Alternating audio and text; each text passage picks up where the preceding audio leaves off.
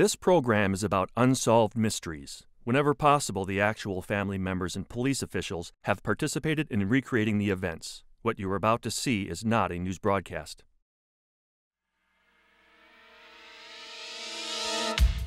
Tonight on Unsolved Mysteries, journey into the shadowy world of dreams and hear the startling accounts of three people who were convinced that their dreams predicted the future. In New Orleans, a brutal serial killer has apparently taken the lives of several young women. Police need your help before he strikes again. And an intriguing profile of a devious Con Juan who preys upon lonely women, taking first their hearts and then their wallets.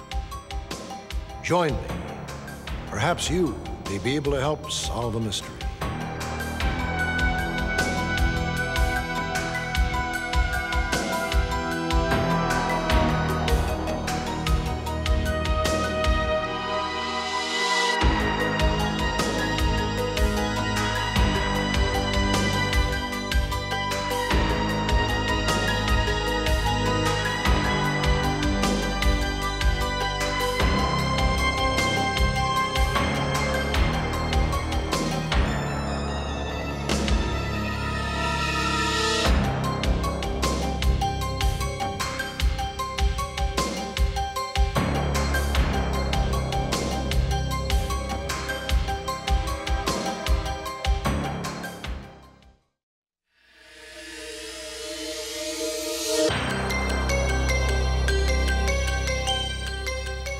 Have you ever had a dream so vivid you thought it was real?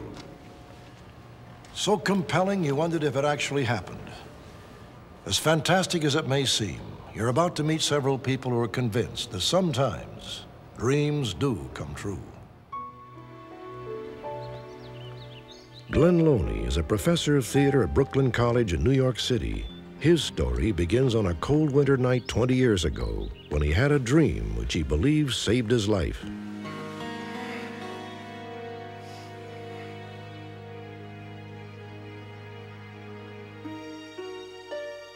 I was driving up a hill, and there was a blind curve up at the top. It was like the road was built sort of around a hillside. On my side, the outside lane, there's really a very steep drop. Suddenly, there came a car around the curve. There's a little two-wheel trailer behind it, and suddenly the outside wheel of the trailer comes off, and there was a shower of sparks like a sparkler. And suddenly, the wheel came skidding across the road toward my car, and I thought, step on the gas or you're a dead man.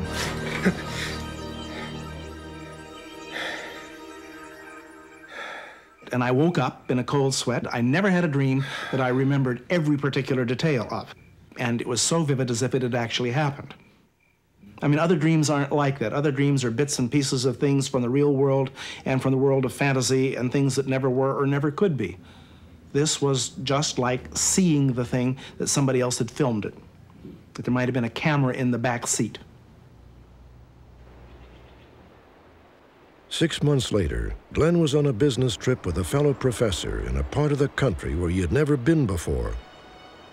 How's your classes going, by the way? Oh, doing fine. Good.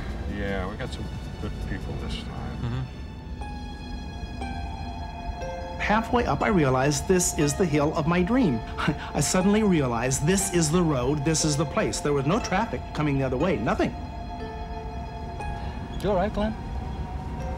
No, I'm not. I said, my God, a car's gonna come around that curve, and a wheel's going to come off the trailer, and it's gonna come at our car. I've got to step on the gas or we're dead.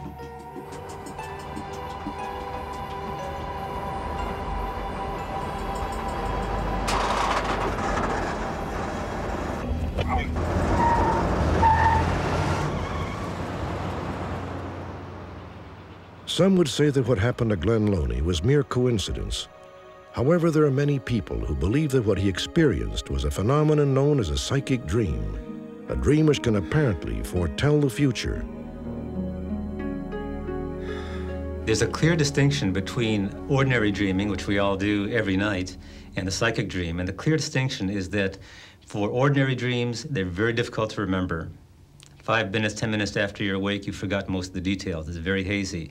On the other hand, a psychic dream wakes you bolt upright out of bed. It's a clear, vivid dream that literally shocks you awake. So what I'll do is I'll go through all of these. Dr. David Ryback is one of the leading authorities on psychic dreams.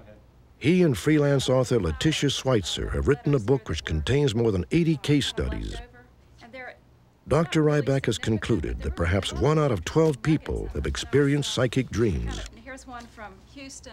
When I first realized that I had the ability to see into the future through my dreams was when I was a teenager.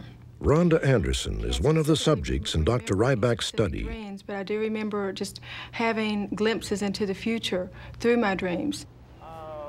Over here there's Greek. In 1980, Rhonda was living in Knoxville, Tennessee, when she began dating Joe Anderson, a man she would later marry. The first test of their relationship came when Rhonda told Joe about her special ability. For me to believe something like that, I would probably have to have been involved in it or know specifically of the incident. I typically don't believe things like that without having some proof. 6 months after Joe and Rhonda met, Joe got the proof he needed. While he was away on a weekend camping trip, Rhonda dreamed that he had an uninvited intruder at his campsite.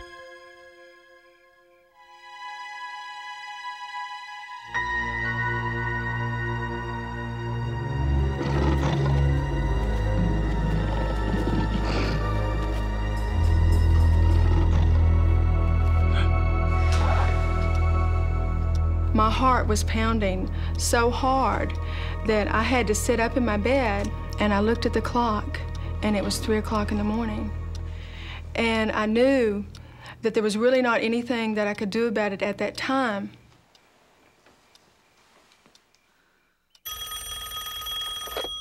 Hello? Hi, honey, how you doing? Oh, Joe, I'm so glad you called. Is everything all right? The next morning, Joe called Rhonda as soon as he returned home. She had not been expecting me until later that afternoon, and she asked me what I was doing back so early. I told her that we had had an incident with a bear and decided to leave, come back home early. Joe says at around 4 o'clock that morning, he awoke when he sensed a disturbance outside of his tent. He was certain of the time because he checked his watch. Shoot, go away. Go, shoot, go away. Go on, get out of here, shoot. She'd had the dream about 3 o'clock, since I actually saw the bear after the bear had gotten into camp and torn things up. It must have been about the time that the bear had come into camp the first time. It occurred to me, possibly it was just a coincidence, but actually thinking back on it, the fact that she had the dream while the situation was occurring, and the way she described it was very similar to the way it actually occurred, I felt like it was been a very unusual coincidence. About a year later, Joe and Rhonda were married, and Joe received another surprise. His new stepdaughter, Roxanne, also claimed to have psychic dreams. Researchers believe the ability can be passed from generation to generation. We do have cases where families have psychic dreams very often. The mother may have it. In one family we know the mother dreamed psychic dreams, the son did, and all of the first cousins. And they were even raised in different environments because each of the members had been adopted when the family split up. It's hard to know whether there's a hereditary factor or not. Clearly, some families have 2 or 3 people in the family who not only have psychic dreams, but have the same psychic dreams, which is a really astounding event. Rhonda and Roxanne have had just that experience. In April of 1991, Rhonda dreamed that Joe was in a terrible accident, but did not tell anyone in her family. A week later, Roxanne says she had the very same dream. Our car was on the side of the road, and then I saw a glimpse of Joe, his head, his face, and then I saw police writing a police report. It was really, really disturbing to me. It really upset me because it just, it scared me and it felt like it was something that was going to happen. And I said, well, Roxanne, I said, let's just think positively about it and let's just pray that everything will be okay. And from then on, I would just ask Joe to please be careful. 2 weeks later, Joe was on his way to the mountains for another weekend of camping when he momentarily took his eyes off the road.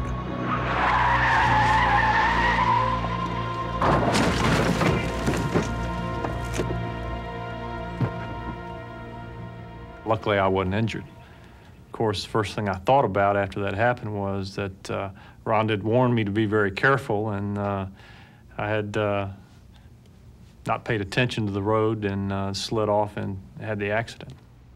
The car crash could have been more detrimental. It could have been more disastrous. And I hang on to the thought that perhaps maybe that was the reason that I had the dream and Roxanne had the dream, so that we could warn him over and over again to please be careful. Because had we not, we don't know what would have happened. The extraordinary experiences of the Anderson family could make even the harshest skeptics stop and think. After all, coincidence can only account for so much. You're about to meet a woman who says her psychic dreams did not foretell the future, but brought her news of an untimely death. Joe, I'm so glad you're back. It's so good to see you. Katie, it's really great to be back. In 1942, 20-year-old Catherine Webb fell in love with a soldier named Joe Stewart. I don't think it's really the best time for us to go into a marriage. Both wanted to marry, but because of hardships in their families, they decided that the timing was not right. Well, you know, the truth is, Joe, I've been thinking the same thing. Mother's not well.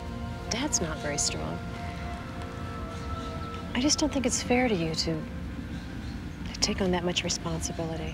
Yes, I've always regretted that. Instead of being so conscientious about our obligations, we should have thought of ourselves.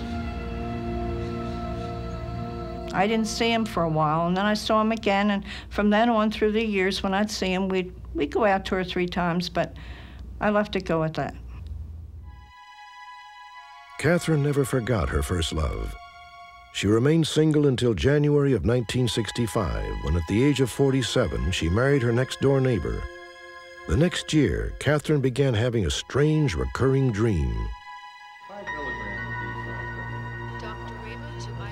I kept getting this dream all the time. All I saw was these nurses and doctors, a lot of confusion, probably working on someone. That would be how it would look.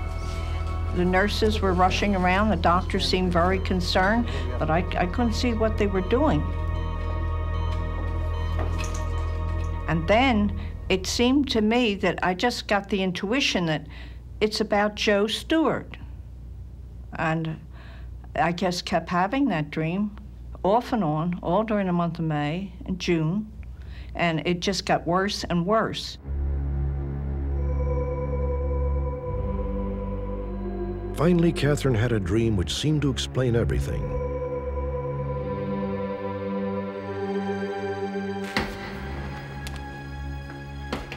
In this new dream, Catherine was in her kitchen when she received a most unexpected visitor.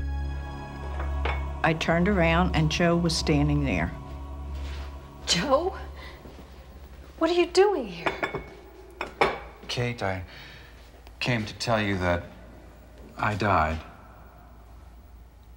What? Yes, it's true. I'm dead. It seemed quite natural for him to have a hold of my hand and taking me. I believed him. I just couldn't grasp it. Joe, I don't understand this. I'll explain. You see, I just had to let you know that, thanks to your prayers, I'll have a Christian burial.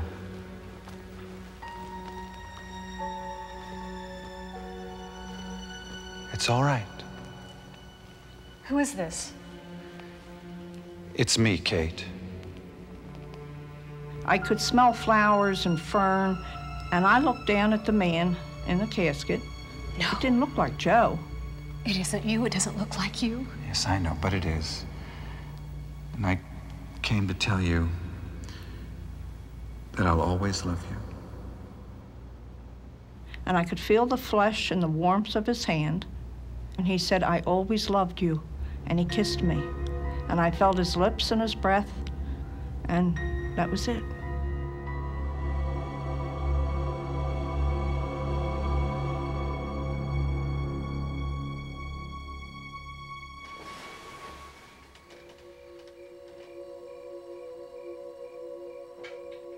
My perspiration was pouring off of me. I was shaking.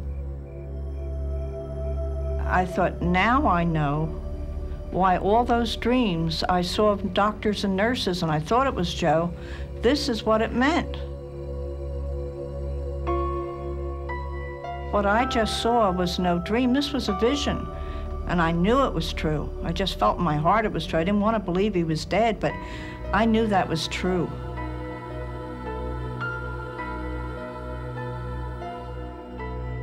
Nobody let me know that Joe was sick. A few days later, Catherine contacted Joe's sister and brother-in-law, and her worst fears were confirmed. Catherine was stunned to learn that Joe had gone into a coma the very day that she had the first dream about doctors and nurses. He had died of a brain aneurysm just 2 days before he appeared to Catherine in her dream about the church. You know, somebody should have told me. Well, we didn't know what to do, and even if you went to the funeral, you wouldn't have recognized him. The mortuary put a wig on Joe. His body was so thin, nobody knew him. Well, let me tell you something.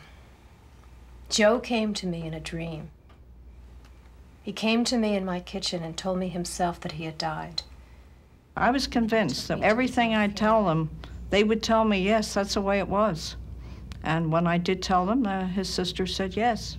She said, every detail you've told us, she said, is just the way it was.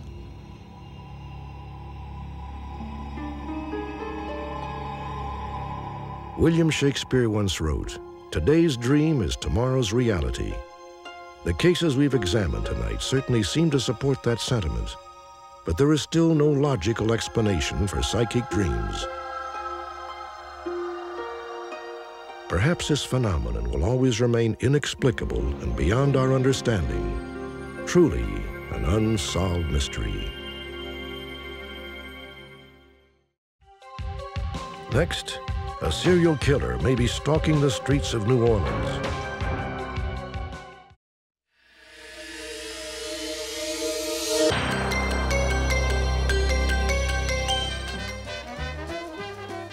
New Orleans, home of the Mardi Gras. The city's heartbeat is its raucous French Quarter, where great music, street celebrations, and Cajun cooking sometimes overshadow a more unsavory side of the city. August 4th, 1991. Across the Mississippi River from the French Quarter, a lone recycler gleaned what he could along a narrow, deserted city road, often used illegally as a dump site.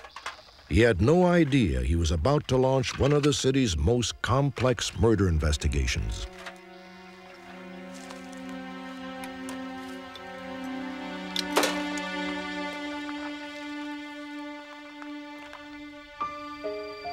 The body was identified as 17-year-old Danielle Britton, who lived nearby with her mother. She had been strangled and possibly raped approximately 12 hours earlier. At first glance, the murder of Danielle Britton seemed an isolated incident, but the reality was far more sinister. Danielle Britton may have been the victim of a serial killer who preys on women he believes are prostitutes. By some chilling estimates, more than 100 serial killers roam the streets of America at any given moment. Police are usually left to gather clues only from the silent testimony of gruesome crime scenes. But the New Orleans case would be different. Detective Wigginton. Just 10 minutes into the investigation of Danielle Britton's murder, Detective Elizabeth Wigginton had her first inkling that she was dealing with a serial killer. I don't know if it means anything or not, but about 2 weeks ago, a man approached me regarding an attack of a woman which had occurred approximately 2 weeks earlier. At this time, I realized that there was a possibility that this attack and the murder of Danielle Britton could be connected somehow, with one striking difference, that this victim survived her attack. It's more scary than anything because I did realize that he assumed that I was dead in order to leave me there. The surviving victim, whom we will call Brenda, had her voice permanently damaged in a strangulation attempt. Police believe she was attacked by the same man who killed Danielle Britton. Brenda, I need for you to tell me in as detail as possible what happened that night. When interviewed by Detective Wigginton, Brenda was able to recall the trauma in minute detail. I was at my house and I decided that I wanted to go and visit a friend of mine. So I walked up Merrill Street and I noticed that a car was following me. So the man in the car got side by side with me as I was walking and asked me where I was going. I'm just going a few blocks down. I'm okay. And I kept on walking and he kept on insisting that he could give me a ride to wherever I was going. And the car stopped, and before I knew it, the man grabbed me and put me into the car. What are you doing?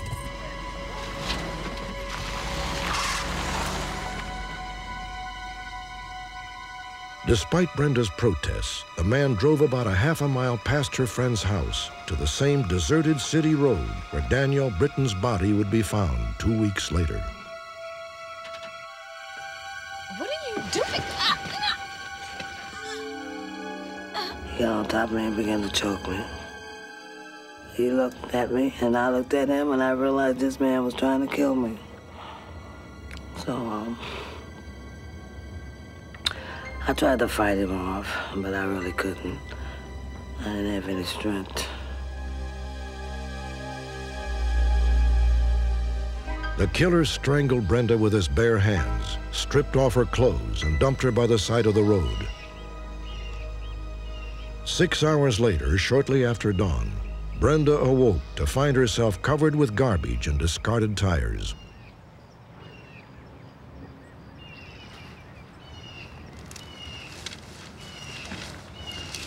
Finding Brenda had certainly been a lucky break in this case. We had now a live victim who could identify an attacker who could be responsible for the murder of Danielle Britton. I knew this guy was out there stalking his victims. He was stalking women, intending to kill them, and I was unable to come up with a suspect. I had no idea it was going to get worse.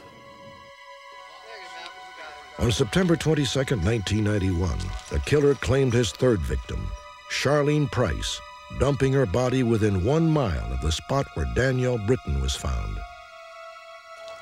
On December 14th, a fourth victim, as yet unidentified, was found in the same vicinity. This is a sketch of the woman, who was in her early 20s. She was 5 feet 2 inches tall, weighed 125 pounds, and had protruding front teeth. Did you touch anything when you got here? 2.5 weeks later, on January 4th, 1992, the killer struck yet again. The nude body of 29-year-old Lydia Madison was found in an illegal dump site under the Greater New Orleans Bridge, 8 blocks from police headquarters and 400 yards from the Superdome. Police soon learned that 3 other bodies had been found in a nearby jurisdiction which borders New Orleans, bringing the total number of victims to 8. These bodies closely resembled bodies found in our investigation in the previous months, leading me to believe that the same killer may be responsible for all these victims. 7 of the 8 women were found within a 3-mile radius, all but 1 on the west bank of the Mississippi. The killer has struck once a month, always strangling his victims, always leaving them nude, face down, in or near illegal dump sites. These women have had difficult lives. They're in vulnerable positions and are at risk to becoming statistics of murders and rapes. I certainly can't do anything about helping them at this point other than trying to find out who killed these victims. And I'm determined to get this guy. I'm still afraid. I don't run the street at all anymore. I don't go anywhere unless it's to church or if I go to the stores with my mother, somebody accomplishing me, because I still don't know where this man is. And I know he knows me just like as well as I know him. So I'm still very much afraid. If I'm at home, I stay locked up unless someone else is in the house with me. It's more now like I'm living in fear every minute or every second of the day. On the night she was murdered, Danielle Britton was seen with a suspect outside a bar called Neva's Rendezvous. The man was driving a blue late model Buick Regal or Monte Carlo. When we return, a man searched for an anonymous hotline counselor who saved him from the nightmare of drug addiction.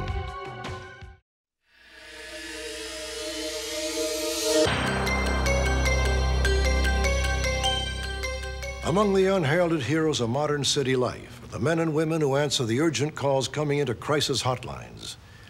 At any moment, a counselor may be plunged into a desperate situation where the fate of a total stranger hangs in the balance. Our next story is a very special mystery about one man's search for the anonymous hotline counselor who reached out and saved his life. Houston, Texas, 1982. James Vernon was strung out again. He had been addicted to heroin since he was 16. On several occasions, James had entered drug treatment programs, but inevitably, he wound up back on the street, still addicted, his life stripped of everything but the daily hustle for a fix. Nothing mattered other than where was my next shot coming from. And that became my life. I mean, you speak of careers when you say someone has a career in show business or someone has a career as a doctor. My career was getting my next fix. That was my career. I can remember back in '82, I just fixed, and I just done a load of heroin, as it's called, and I was just walking around the streets just trying to figure out what my next move was, because I knew that things were getting bad. And I looked up and saw a billboard that said, "If you need help, we do care." James felt he had nothing to lose.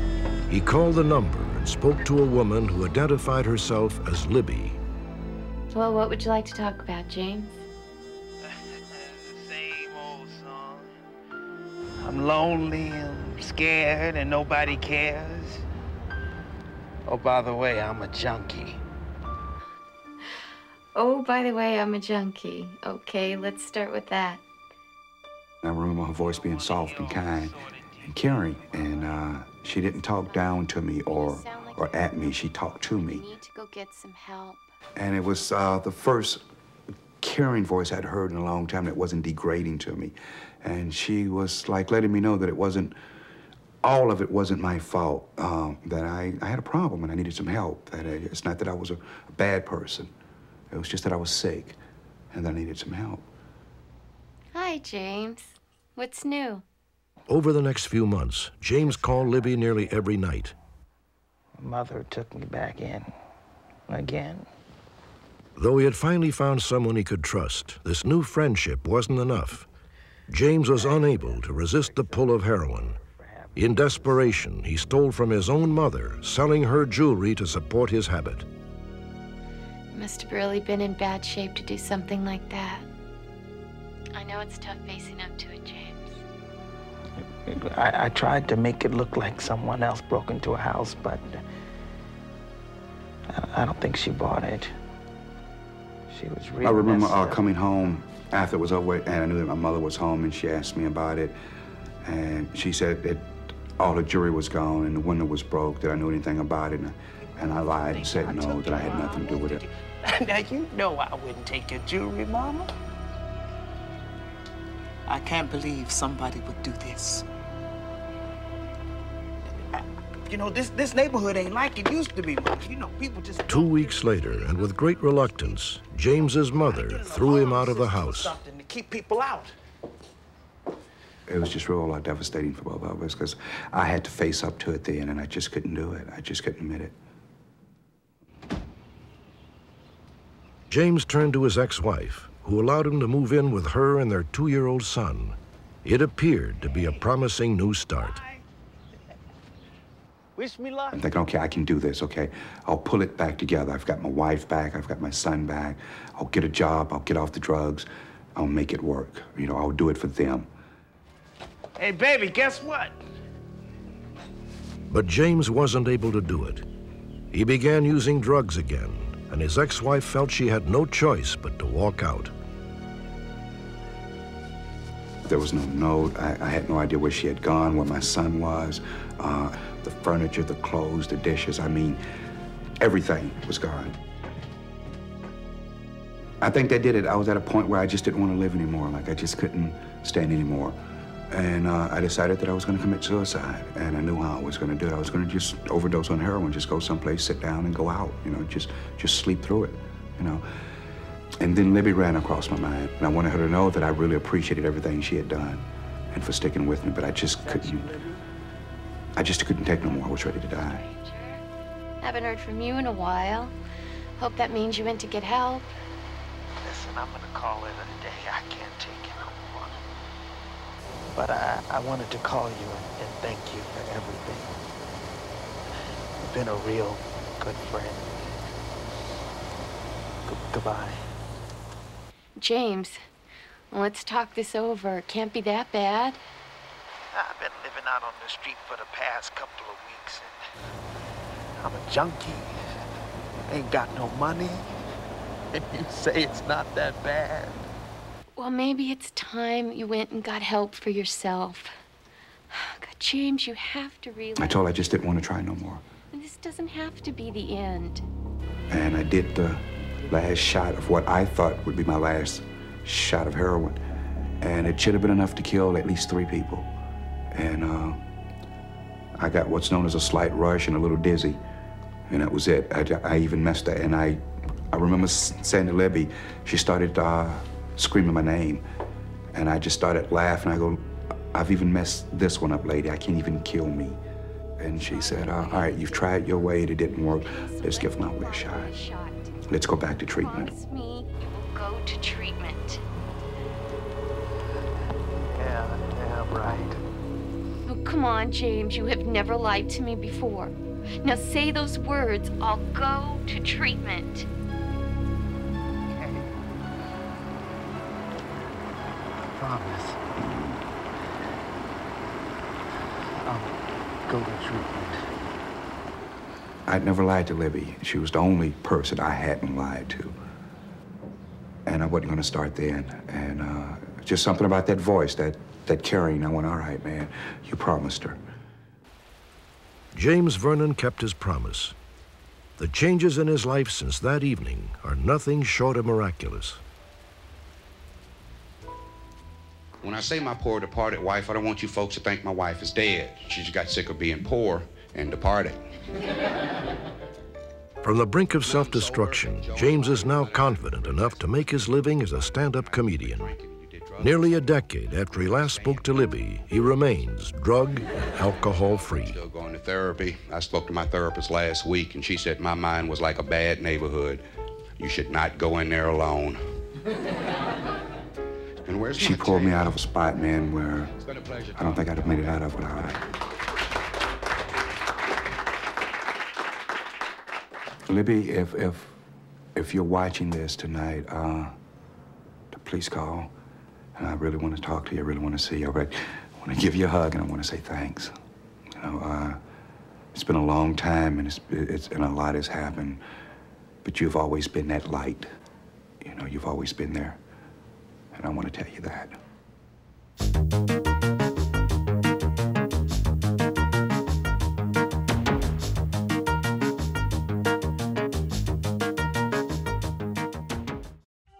Next, a smooth-talking con man steals his victims' affections and then their money.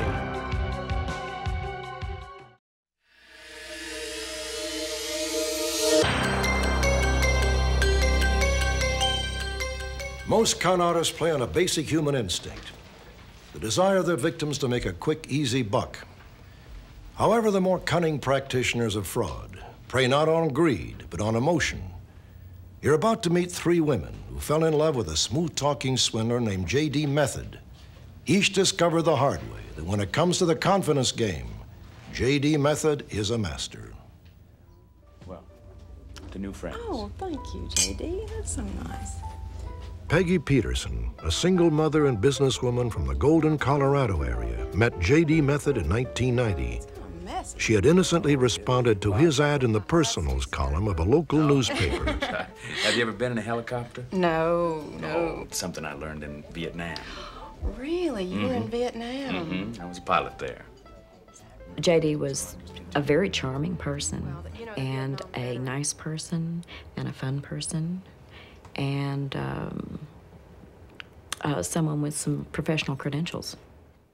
Well, you know, David, it really sounds like you like to go to swap meets and flea markets. Linda Weaver, a divorced mother of 3, got to know J.D. Method in 1987 through a telephone dating service. After 2 weeks of phone calls, they began to see each other. He's extremely well-versed in everything. He's witty. Because it's such a fascination of mine. He just knows the answers to just about everything. He's intelligent, and you just enjoy his company. He could talk about any subject. He knows about a little bit of everything. In essence, he would interview these women. He would talk to them. He would find out what they were about, their idiosyncrasies, what they liked, what they didn't like, what their style of life was. You know, Peg, I was thinking, you really ought to have a few more credit cards. Whoa, no, I don't need more credit cards. Oh, with credit like yours, you ought to have 5. Oh, I hate paying all that interest, J.D. Well, one of the things that we found in our investigation was Method's ability to get his victims to extend their credit through the use of credit cards. And not just one, but get a lot of credit cards and even get a lot of the same kind of credit cards. You ought to think about it.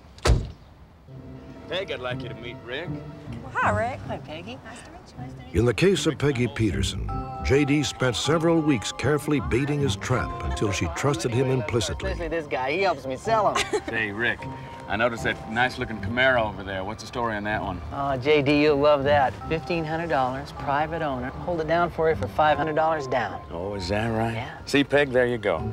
If I had $500 cash, I could buy that car today, sell it tomorrow for $1,000 profit, have $1,000 in my pocket. Is that right? Yeah. Wow. Hey, what else you got there, baby? I got a nice clean Z over Hey, honey, here. I'm gonna go browse. $3,000. All right. Red interior, automatic. Method worked the scam so well that Peggy made the decision to invest without prompting. I had already survived him doing several car deals over the weeks that we had been dating. So I wrote him out a check for $500. J.D., honey, let's just go ahead and get that car. What? Yeah, let's do it. Come on, that'll be a good business. Can you believe this woman? Huh? What am I gonna do with you? No, I'm not gonna take your money. J.D. Now, it's not a matter of the money. It's playing the game. And he tore the check up, and he said, I wouldn't take money from you. And so, you know, I mean, check was torn in half. I didn't think anything about it. The very next day, he calls me. Listen, honey, I need your help this afternoon. I had one of my... J.D. told Peggy that his uncle was seriously ill and required immediate surgery. He explained that his funds were tied up with investors and feigned great embarrassment at having to ask Peggy for a loan. Okay. Yeah, I'll have it ready for you. Well, you know, what could I do? I mean, I've already committed myself that I could let him have $500. And, you know, what can I do? I can't say, well, yesterday I had $500 to loan you, today I don't. So they found the truck? Yeah, they found the truck. Another victim, whom we call Amelia, met J.D. in August of 1990. 1 month later, her son decided to sell his car and buy a pickup truck. J.D. saw his opening and quickly talked his way into the deal. J.D. told Amelia that he could sell the car and for an additional $4,000 could make a great buy on a new pickup. So, you got the title? We do. It's all signed, taken care of. Okay. Okay, you both signed it over to me. That's good. And, $4,000 cash? You got it. That's all we need. I told him I had some questions about the car and was feeling anxious about the whole situation since I didn't know him very well. He was saying to me, you know, how could I possibly doubt him? Here he is, this honest, caring, wonderful person. At some point in the conversation, you know, I had said something to the effect that, for all I knew, he could be a con artist. And his immediate response was, Amelia, you could be a con artist for all I know. The end result was that we ended up with no truck and no money and no Mustang at the end of the situation. And that's how it got started. First, it was a little amount, and then it would get bigger, and then bigger and bigger, and eventually, it would get into the tens of thousands of dollars. Linda, I need your help on this deal now. In the case of Linda Weaver, it was 2 months before J.D. began to ask for large sums of money. Isn't that good news? Yeah, that's great. I think that's great. But there's going to be 3 weeks before it gets here. Now, we've got to get this business rolling now. So what I'm asking for is a small loan, $15,000 to get this going. I don't have $15,000. Do it for you and me. Now, you know the answer. You can do this for us? Okay. Good girl. It happened so fast that I didn't realize what was coming across until afterwards. I'm going, oh my God, what is going on? You know, he was so good. He hit and ran, and he's doing it to all his victims. She is something. 3 months after he met Peggy Peterson, J.D. played out the same scene with her. Listen, dear, I need to borrow some money from you to, you know, help me have some cash for the trip. I need about $9,600. Oh, man, that's a lot of money, J.D. Well, I know it seems like it, but that $9,600 is chili beans compared to what my assets are. His rationale was always that, well, I'm going to pay you back next week. I'll have my money next week. I'll pay you right back. That night, I was just sleeping soundly. I was sleeping like a brick. And at 2:30 in the morning, I just sat bolt upright in bed. Like God had slapped me up the side of the head with a 2x4 and realized what had happened to me.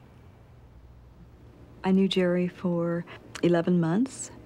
During that period of time, he, in one way or another, extorted over $70,000. In Amelia's case, J.D. also waited 3 months before he went for the big money. I don't know about taking the equity out of my home. Well, Amelia, it would only be a short term. Now, if it'd make you feel more comfortable, I've got a promissory note. A promissory note? Yes, it's a legally binding contract that ensures you that I'll pay you back the exact sum. Jerry, I know. The problem with the promissory notes was that J.D. Method would fill out the promissory note backwards.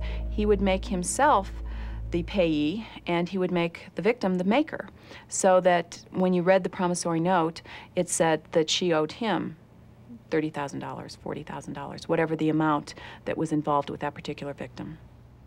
By looking at that timeline, what you see is that as Mr. Method was starting a relationship, he would either be in the middle or the end of another relationship. I don't believe J.D. Method knows the difference between truth and reality anymore. I think that he has built his life on lies for so long that he doesn't even know the truth anymore. I think he probably believes all of the glop that he shovels off on women. Update.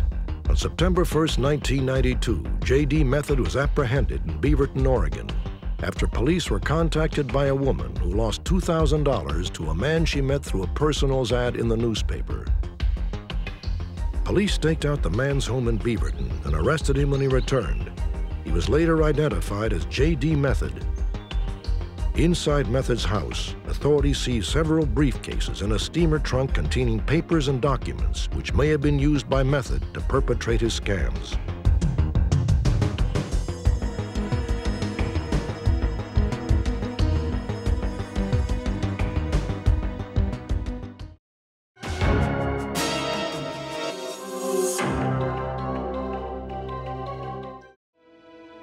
Next week, haunting tales in honor of Halloween. During Prohibition, a dramatic love triangle ended in tragedy for a beautiful lady dressed in blue. Some say her ghost still haunts the spot where she and her lover met. And in Wilmington, California, many believe the spirits of the Civil War still roam the Drum Barracks Museum. Join me next time. Perhaps you may be able to help solve a mystery.